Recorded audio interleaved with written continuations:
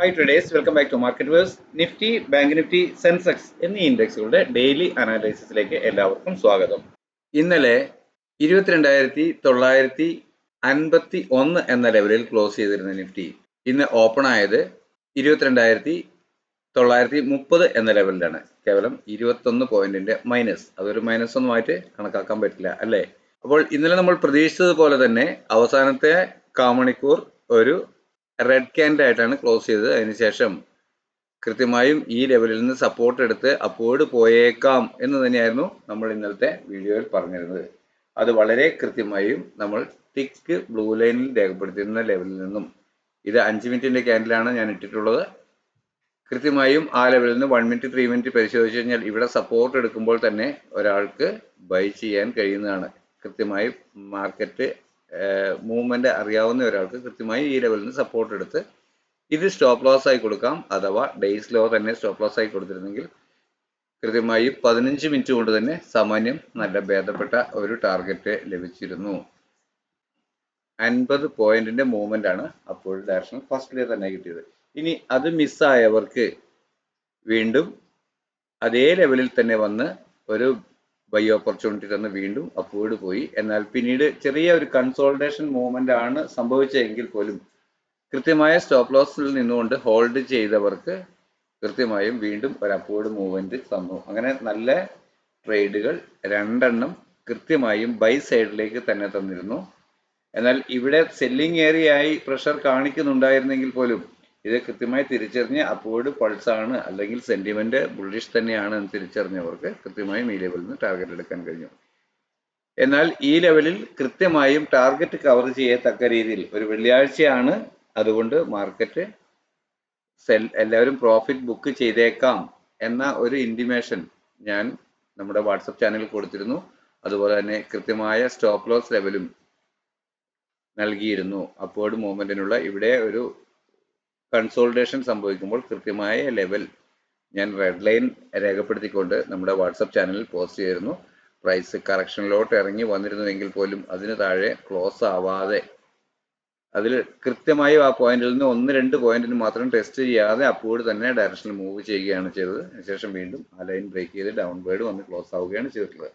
അപ്പോൾ അത്ര വലിയ മൂവ്മെന്റുകൾ ഇന്ന് തന്നിട്ടില്ല എങ്കിൽ പോലും 913 നിന്നും 23,019 പോയിന്റ്, ഒരു 100-110 പോയിന്റിൽ താഴെയുള്ള മൂവ്മെന്റ് ആണ് ഇന്ന് നിഫ്റ്റി ആകെ തന്നത്. എങ്കിൽ തന്നെയും കൃത്യമായി അനലൈസ് ചെയ്ത് ട്രേഡ് ചെയ്തവർക്ക് 2-3 ട്രേഡുകൾക്കുള്ള ചാൻസ് ലഭിച്ചിട്ടുണ്ട്. ഇവിടെ കൃത്യമായും ഒരു പുട്ട് ഓപ്ഷനും ട്രേഡ് ചെയ്യാൻ കഴിഞ്ഞിരുന്നു. പലരും അതും ചെയ്ത് അതിൻ്റെ റിസൾട്ട് തന്നിരുന്നു.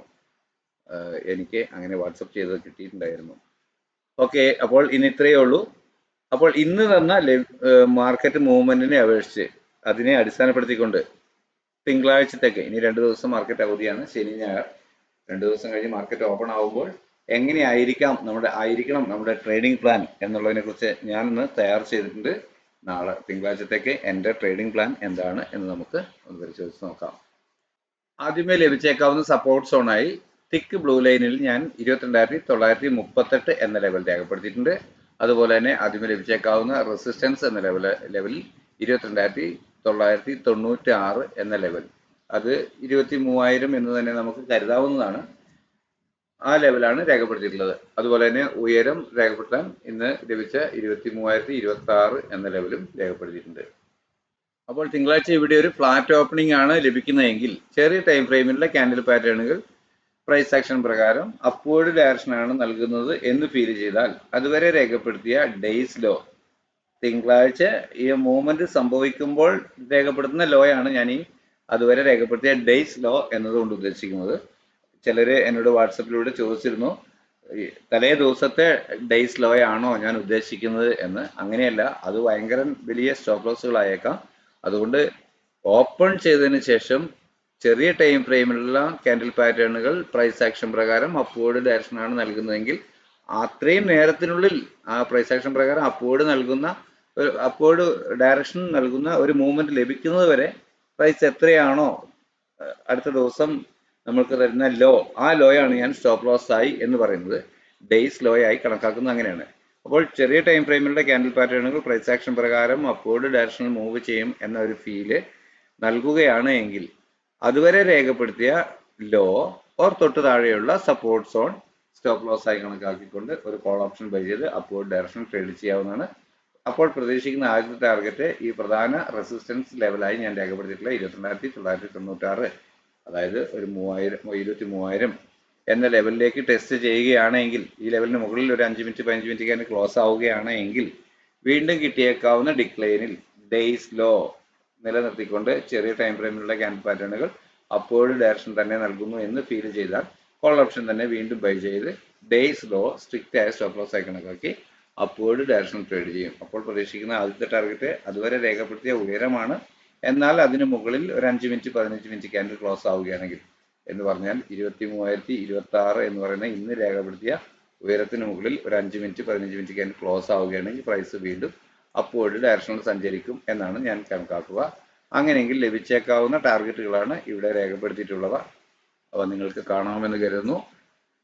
23,036, 23,046, 23,073, 97, 23,100 ചില്ലറ, അങ്ങനെ അങ്ങോട്ടേക്ക് വരാം. എന്നാൽ ലഭിച്ചേക്കാവുന്ന പ്രധാന ടാർഗറ്റായി ഞാൻ കണക്കാക്കിയിട്ടുള്ളത് 23,162 എന്ന ലെവലാണ്.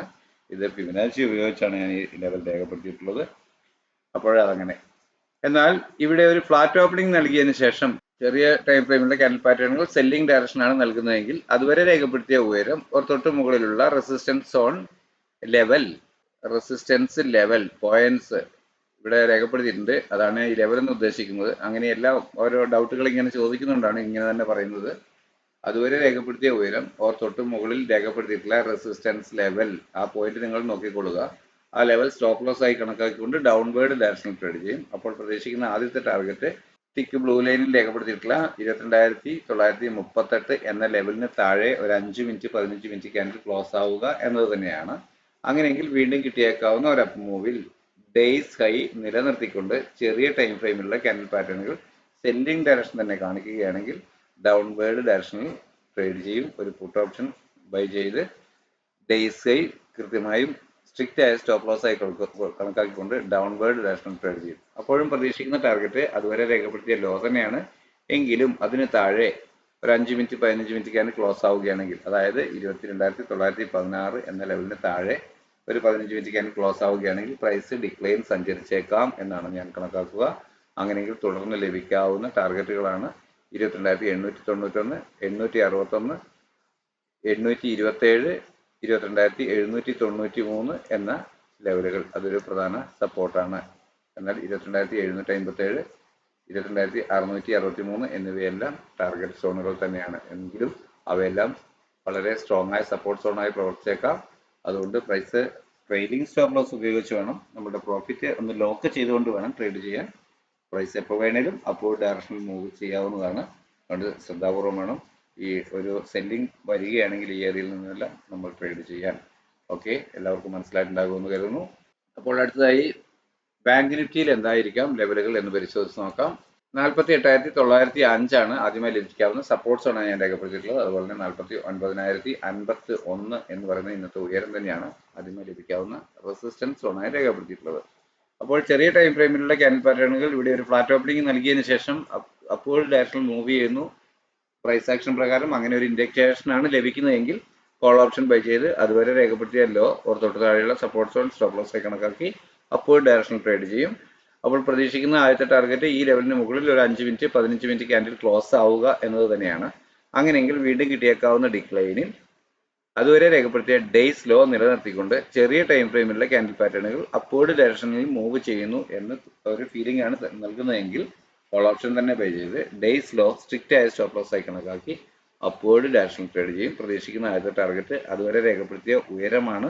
എന്നാൽ അതിന് മുകളിൽ ഒരു 5 മിനിറ്റ് 15 മിനിറ്റ് ക്യാൻഡിൽ ക്ലോസ് ആവുക ആണെങ്കിൽ, അതായത് 49,110 ലെവൽ എന്ന ലെവലൊക്കെ ടെസ്റ്റ് ചെയ്യുകയാണ് എങ്കിൽ പ്രൈസ് അപ്വേർഡ് തന്നെ സഞ്ചരിച്ചേക്കാമെന്നാണ് ഞാൻ കണക്കാക്കുക. അങ്ങനെയെങ്കിൽ ലഭിക്കാവുന്ന ഫർദർ ടാർഗറ്റുകളാണ്, അപ്വേർഡ് റെസിസ്റ്റൻസുകളാണ് 49,182, 49,261, 49,370, 528, 605 എന്നീ ലെവലുകൾ.